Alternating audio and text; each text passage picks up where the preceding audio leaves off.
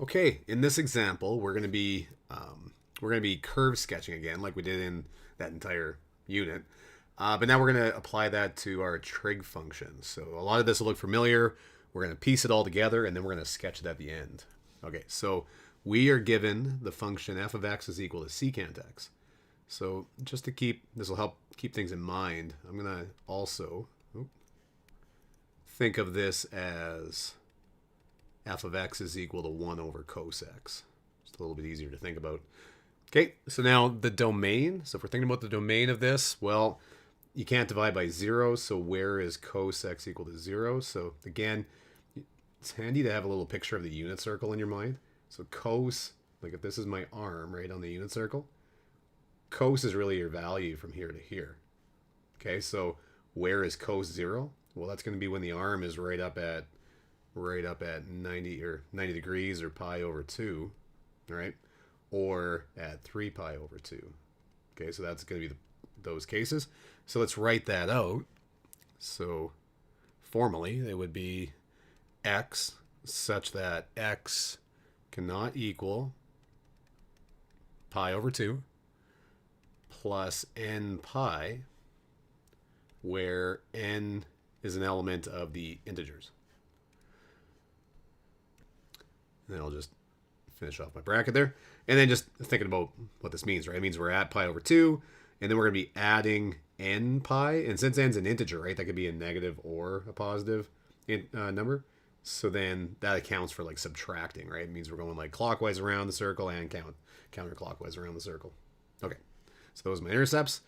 Sorry, that's my domain. So now the intercepts. So let's find the y-intercept first.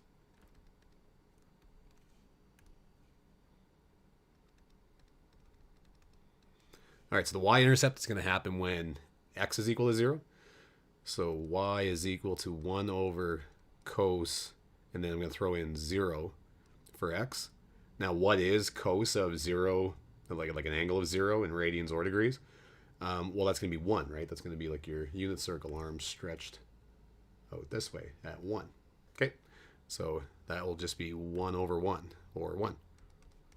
Okay, so we have a y-intercept at 0, 1. All right, so how about our x-intercept? So our x-intercept is going to happen when y is 0. So we'll say 0 is equal to 1 over cos x. Now, this equation kind of breaks down, doesn't it? Like if I try to get cos x on its own, like if I multiply both sides by cos x, it cancels. This is telling me that there is no x-intercept.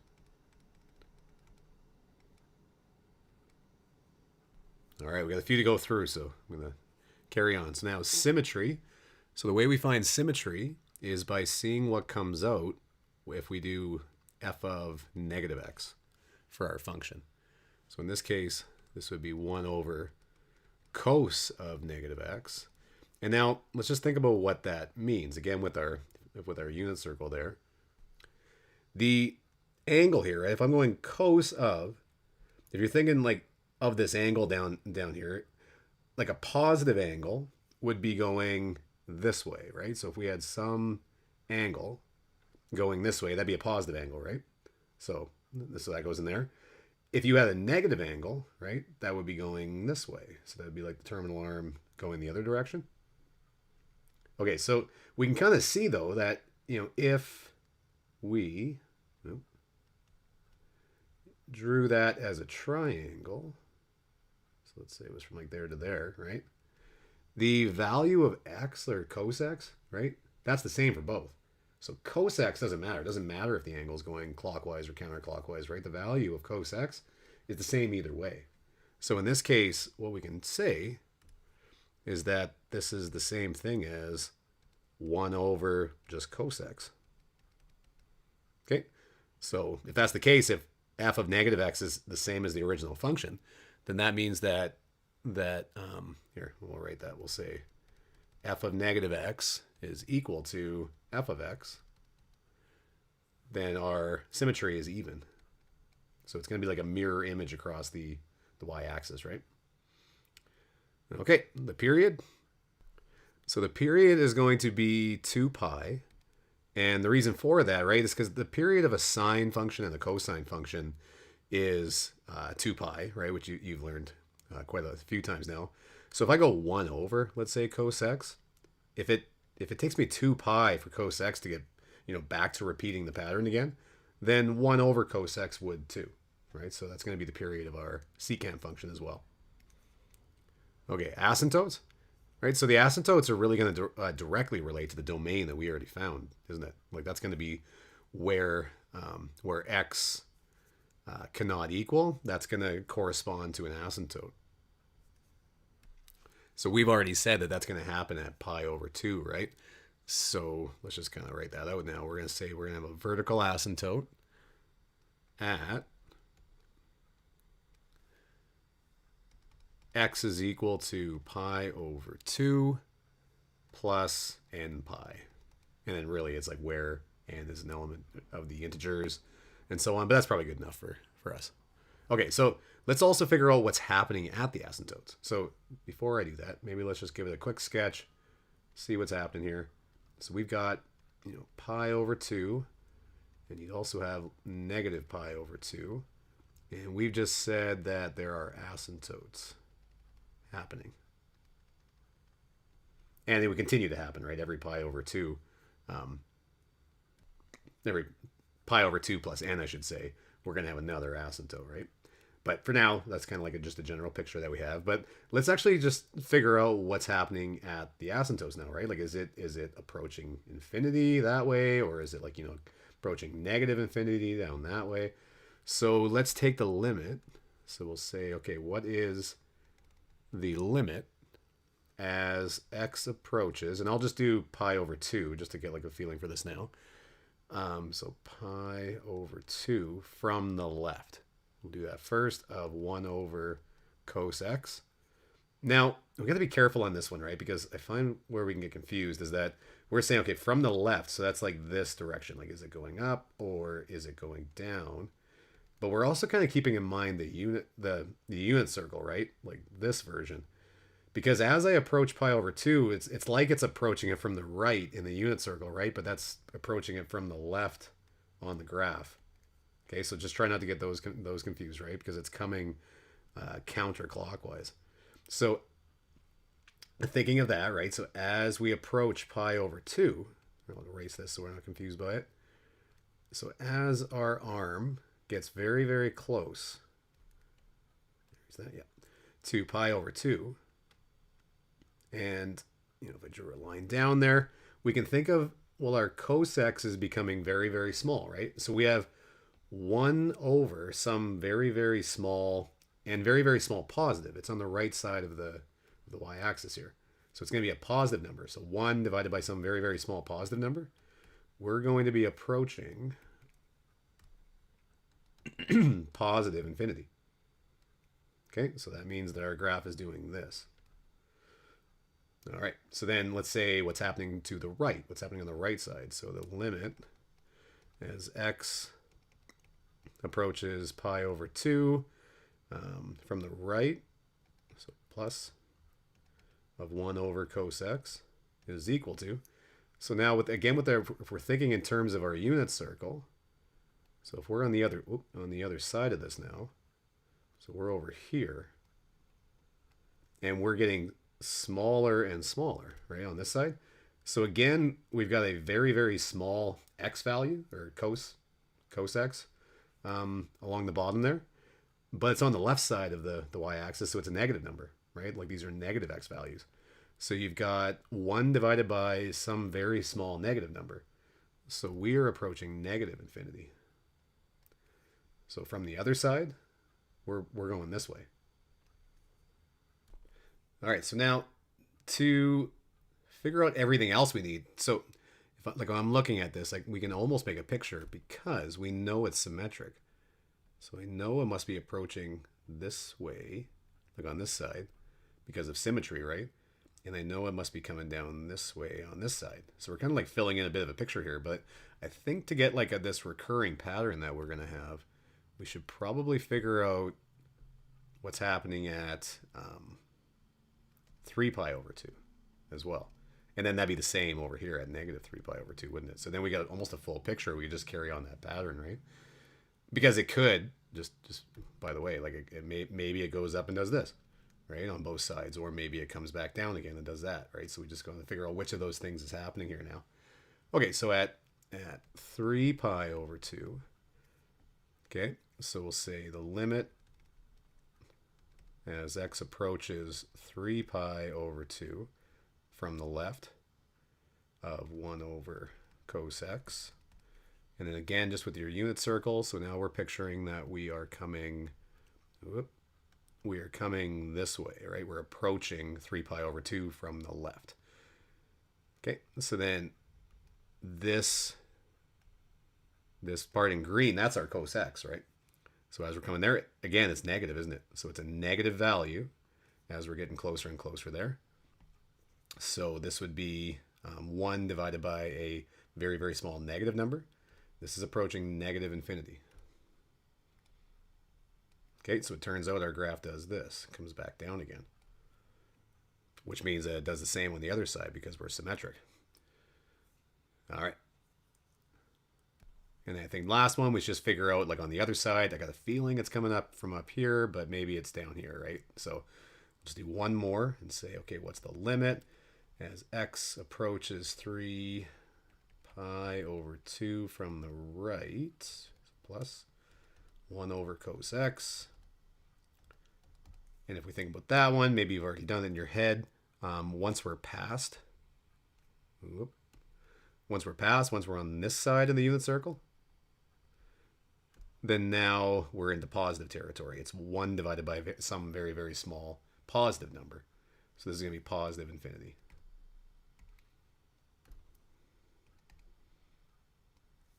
Okay, so comes up and does this, right? So I got a feeling we're going to be doing this again. So we've actually, this is almost it. Like we've almost actually figured out the way our graph looks, but we have a lot of other tools. I should probably make sure that we're good on these too. So we also don't know, one thing we don't know yet is these local maximums and minimums, right?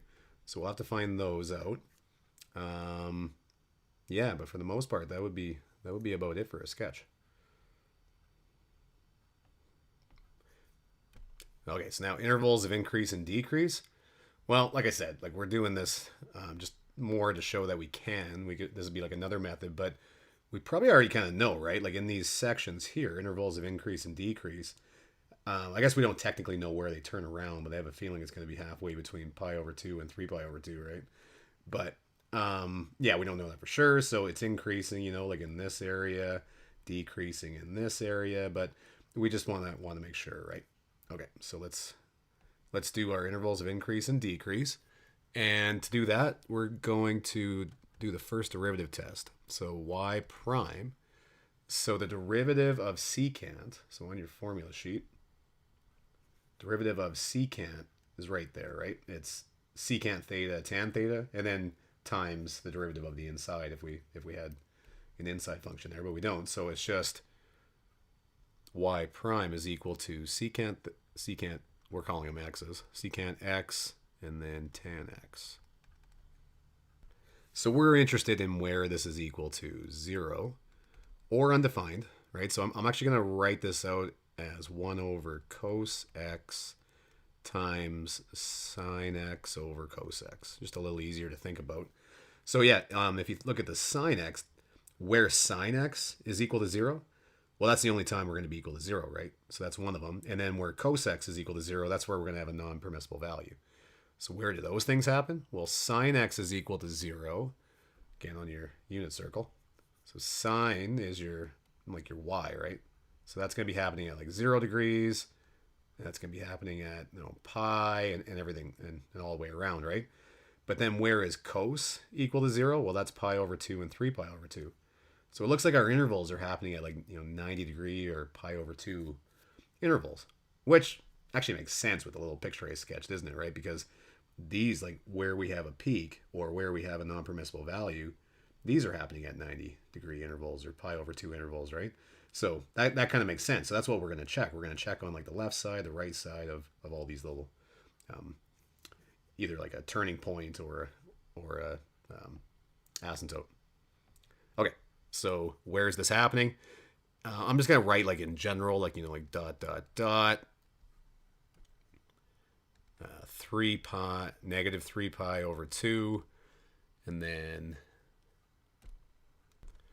negative pi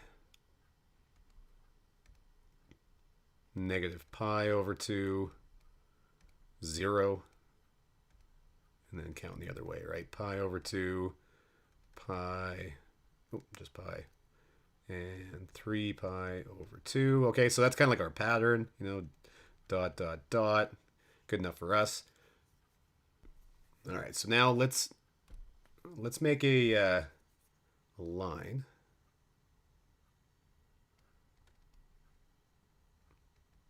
Okay, and sketch these out as well. I probably should have just wrote those out on my line to begin with. So yeah, negative 3 pi over 2. We've got negative pi over 2, 0, pi over 2, pi, 3 pi over 2.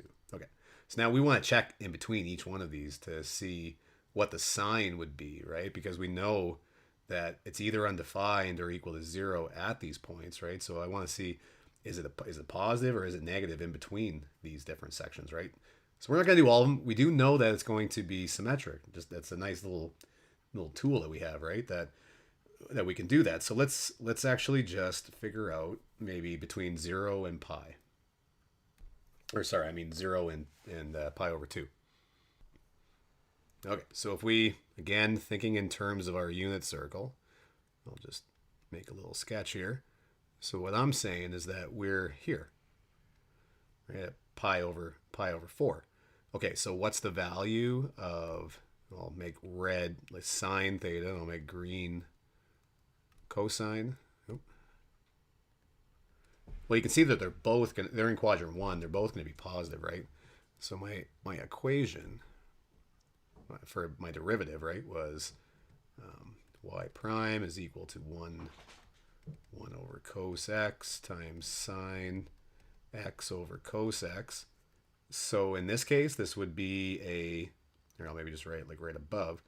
We've got like 1 over, and then cos x is positive, times, and then sine x is positive, and then cos x is positive. So everything is positive. So I know for sure that in this section, we're going to be going up. So I might just kind of draw like a little line like that, telling myself that we're up in between that section. Okay, and then carrying on, right?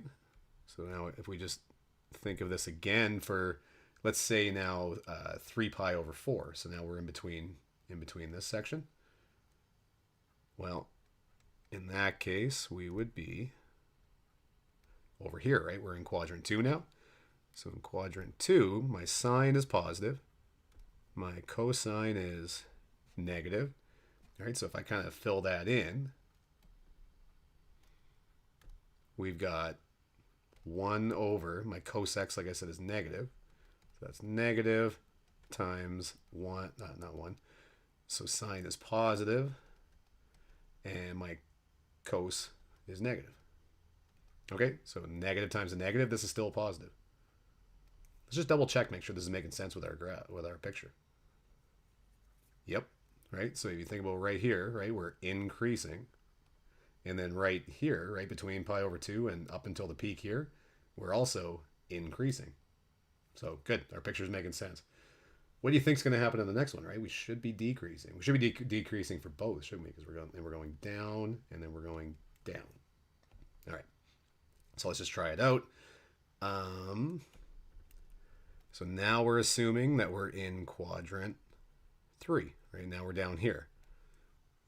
So my cos is negative, and my sine is negative, right? They're both negative this time. So now, oh, shoot. Okay, so in this case, yeah, negative and negative, we've got 1 over, then my cos x is negative, times This time my sine is also negative. My cos is negative. I got 3 negatives going on, so now I'm decreasing. So we're decreasing in this region. And now 3 pi over 2. So now just the very last one. We are in quadrant 4. We've got a negative sine. We've got a positive cos. Okay, so this would be 1 over, sorry, I keep changing the color on you. 1 over, and then my cos, like I said, is positive, times my sine is negative, and my cos is positive. Okay, so this makes sense. We've got a negative again, so now we're going to be negative on this side as well. And you know what? That's probably good. We know we're symmetric, so we can actually even, this should even be symmetric, right? We got like a pattern. This pattern would continue. Okay, so good enough. I think that's probably good enough for us there. All right, so now our max and min points, so we can kind of see them clearly from what we just did there. So now, so our equation is y is equal to 1 over cos x.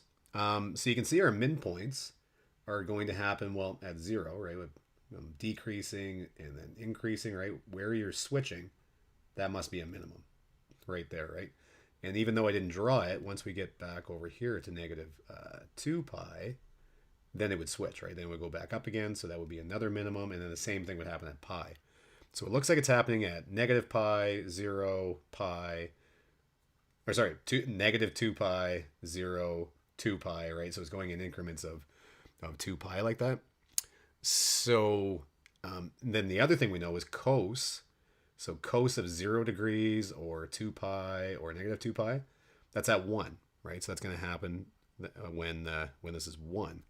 Okay, so then we know that our points are going to be at like negative 2 pi, 1. That's going to be one of them, maybe comma, and 0, 1. And then comma, and then 2 pi, 1. Okay, that might not seem that intuitive at first, right? But this actually makes sense with our picture, doesn't it?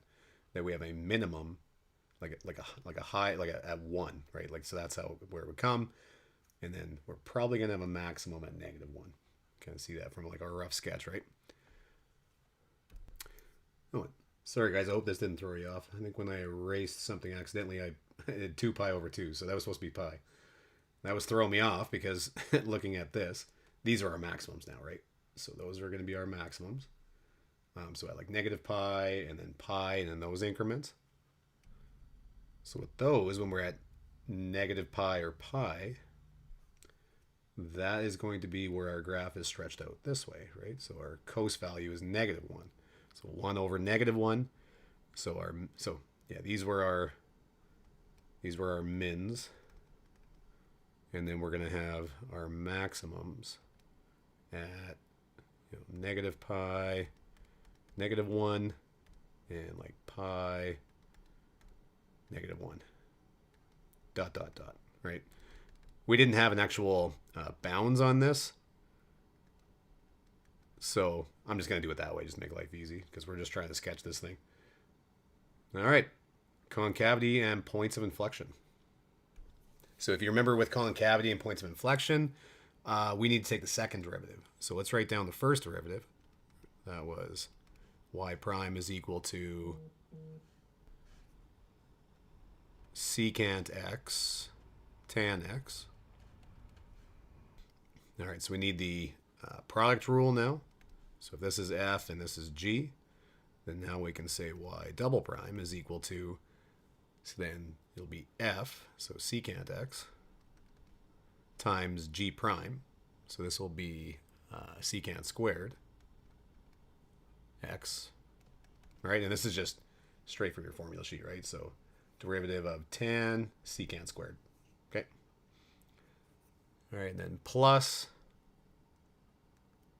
come on, plus, and then this will be derivative of f, so secant, which would be secant x tan x, and then times the derivative of Or, sorry, actually just g. So now it's just times tan. Tan x. Okay, let's simplify this a bit, right? I've got secant x times secant squared x. This would become secant cubed x plus secant x, and then I've got two tan x's, so I'm going to call that tan squared x. Now, what I'm going to want to do is I'm going to want to set this equal to 0 so I can see where any potential inflection points are and where it's concave up and concave down. This form's not the best. It'll be best if I can factor it, because I can kind of see, like, it'll just be a little easier to see what would make it equal to 0. So let's factor this. So I can see that I have like a secant x in both of them. So I'm going to take out secant x. And then we're left with secant squared x plus tan squared x. And as soon as I start seeing those like squareds, right, I start thinking that there's probably an identity that I can do here too, just to make life a little bit easier, right? Especially because I can't really do anything with this, right? It's going to be hard to tell when that's equal to 0. It'd be nice if it was all in terms of like tan or secant. So let's see. So secant squared x. Oh, actually, I don't have it up here. Sorry. But on your formula sheet, what you'll find, so secant x, is that secant squared x, an identity for that is 1 plus tan squared x, right? Which is perfect. Now I'm all in terms of tan. So plus tan squared x.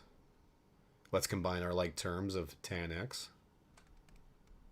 So secant x, and then I got 1 plus, and this becomes 2 tan squared x. Okay, so now we are interested in where this is equal to 0, right? Because where second derivative is equal to 0, that's an inflection point, or a potential inflection point. So let's just write this one more time. We come up here. We got 0 is equal to secant x, and then 1 plus 2 tan squared x. All right. So now if we look at the secant x part of it, there's actually nowhere that that's true, right? Because this is like 1 over cos x, right? But there is the non-permissible values again, so we do have to take those into account. So we're going to have our, I won't even write it down again. We wrote this down too many times. We've still got, so this is going to be happening. It's non-permissible really everywhere we have our asymptotes. Like those are the non-permissible values. We've got negative 3 pi over 2, pi over 2, or negative pi over 2, pi over 2, and so on, right? So those are going to be the ones I'm going to draw on the number line here in a second. And then let's look at this one, because something interesting happens here. So if we solve this and say, okay, where is this equal to 0? So I'll make myself a little equation. Say 1 plus 2 tan squared x is equal to 0. So bring the 1 over. We get, we'll do both at the same time. So we get tan squared x would be equal to negative 1 over 2. Just doing a little simple algebra there. And then to get rid of the squared, right, because this is like tan x squared. They mean the same thing. Is equal to negative 1 over 2. So I'll square root both sides. But you can see what happened there, right? I tried to take the square root of a negative number. This is telling me that there is no place that this is true, right? And what we just found, right, is at this point right here, we were checking that, oh, we got the square root of a negative, because this could have been the case that this turned around, right, and went the other direction, but it didn't. So getting the square root of a negative has told us that we don't actually have an inflection point there, right? It actually turns around at that point. So it stays concave down at that point. Okay, so then we only have these asymptotes to consider, right, that we've been dealing with so much. So let's draw those out.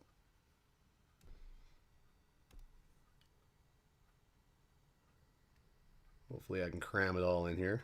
All right, so we've got negative 3 pi over 2. We've got negative pi over 2. We've got pi over 2 and 3 pi over 2. Okay, so we're interested in what's happening in between these things, and I think we just need to do a few to get our bearings here, right? So let's go in between. So negative pi over 2 and pi over 2. So what's happening in that region? Well, we're wondering about our derivative. So our second derivative, this one, right? So if we have, let's say for secant x, well, that's 1 over 1 over cosine of 0 degrees. So that's positive, right? So that's going to be a positive value. So we can think about like this part as being positive. And then the good thing about this one, right? Since I'm squaring tan x, so tan x, or tan squared x, would be sine squared x over cos squared x, right? So since I'm squaring it, that thing is always coming out positive. So that's easy. So that's positive no matter what. Okay, so all I got to do is think about like where is secant x positive and negative. So this is positive. So what that's telling me is in this region, this thing is going to be concave up. All right, that's what if it's positive, that's what happens, right?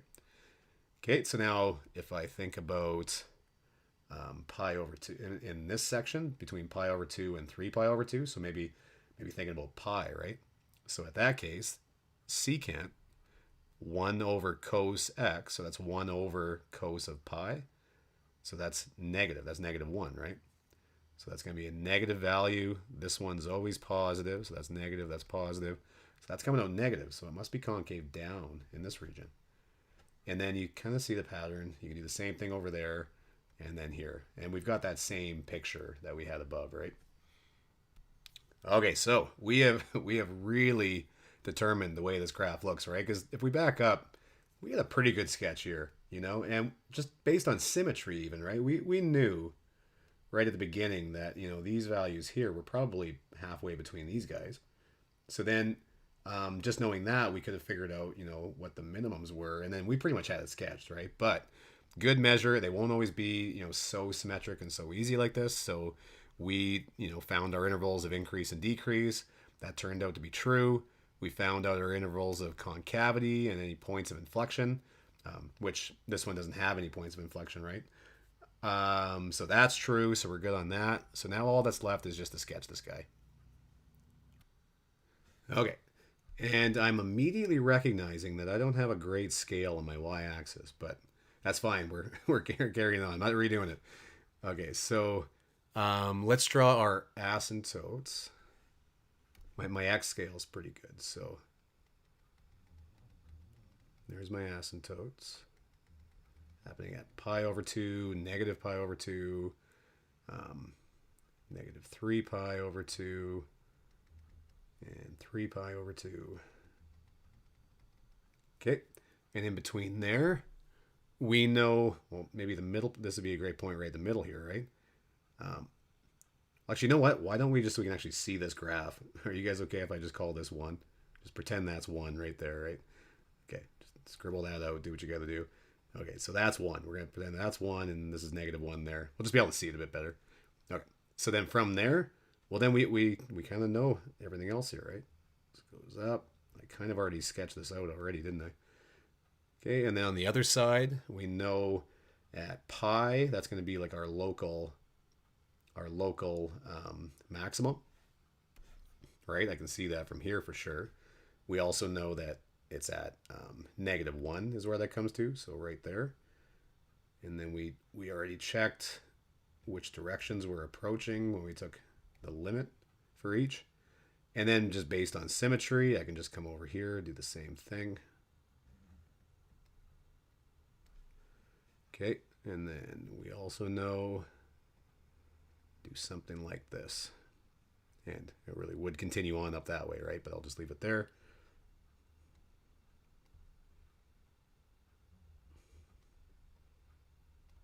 There you go.